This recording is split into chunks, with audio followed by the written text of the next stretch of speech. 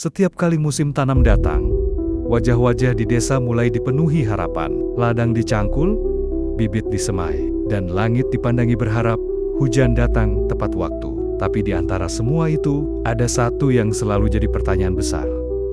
Pupuk subsidi datang atau tidak?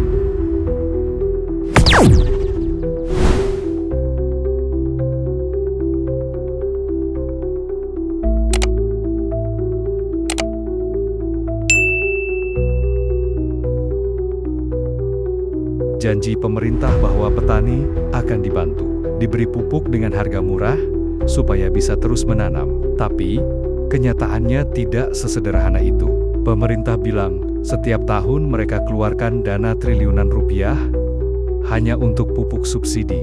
Tahun 2023 saja, katanya 25,27 triliun rupiah sudah disiapkan untuk menyalurkan 9 juta ton pupuk ke petani-petani seluruh Indonesia. Tapi yang benar-benar sampai ke tangan petani, cuma sekitar 4,7 juta ton. Setengahnya, entah kemana. Tidak ada penjelasan yang jelas. Dan anehnya, ini selalu berulang. Dari tahun ke tahun, yang terjadi di lapangan sangat berbeda dari ropet-ropet di kantor. Petani di banyak daerah mengeluh, mereka sulit sekali mendapatkan pupuk subsidi.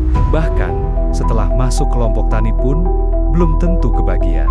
Banyak yang namanya terdaftar di RDKK, rencana definitif kebutuhan kelompok. Tapi saat datang ke kios, jawabannya sama. Kuota habis. Belum datang, coba minggu depan. Minggu depan, kadang yang datang justru tengkulak yang beli banyak. Atau petani lain yang bayar lebih. Masalahnya, bukan hanya di distribusi, tapi juga di sistemnya. Sekarang, semua harus masuk ke sistem RDKK. Petani harus punya KTP, nomor identitas aktif, dan terdaftar di sistem digital. Tapi tidak semua petani punya akses ke itu semua. Banyak yang masih memakai lahan sewa, atau lahannya kecil sekali, dan tidak ada suratnya. Mereka ini yang akhirnya tergusur dari daftar penerima subsidi, meskipun mereka yang paling membutuhkan. Lalu, mari bicara soal harga. Harga resmi pupuk subsidi urea itu Rp2.250 per kilogram. Tapi coba tanya ke petani di pelosok desa.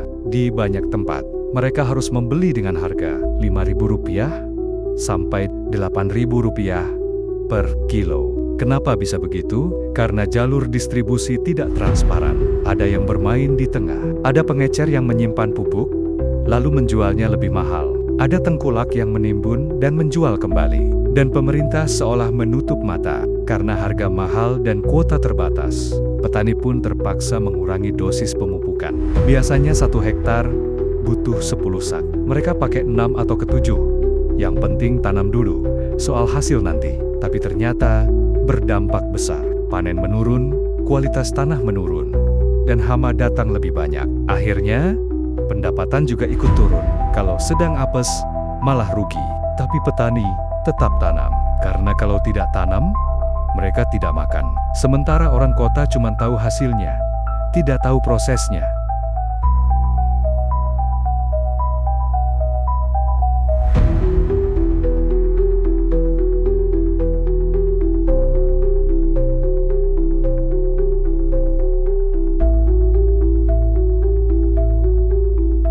Ironisnya, perusahaan-perusahaan besar malah lebih mudah dapat pupuk subsidi karena mereka punya semua syarat.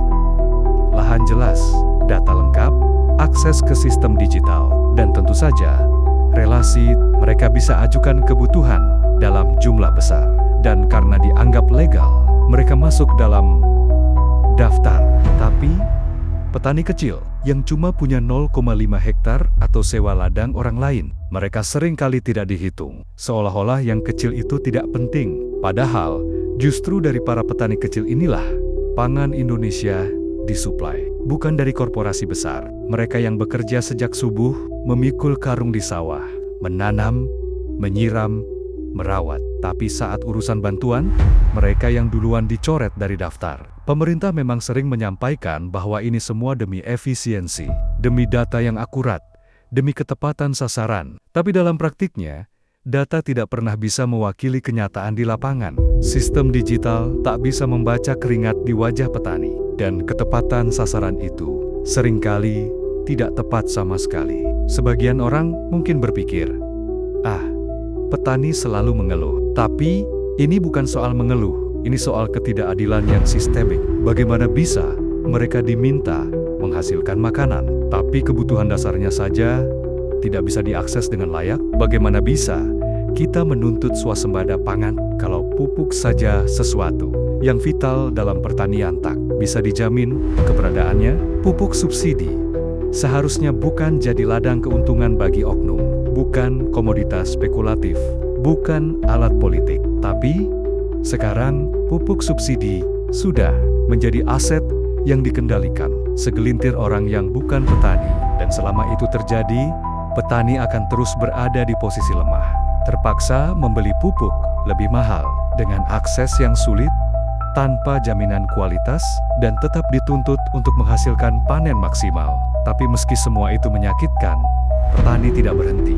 Mereka tetap bangun pagi, tetap menanam, tetap berharap. Karena mereka tahu, kalau mereka berhenti, seluruh negeri ini akan lapar.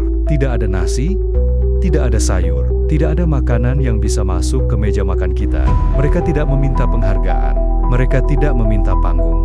Mereka hanya ingin sistem yang adil, pupuk yang bisa mereka beli, aturan yang bisa mereka pahami, dan ruang untuk bertani dengan tenang. Itu saja.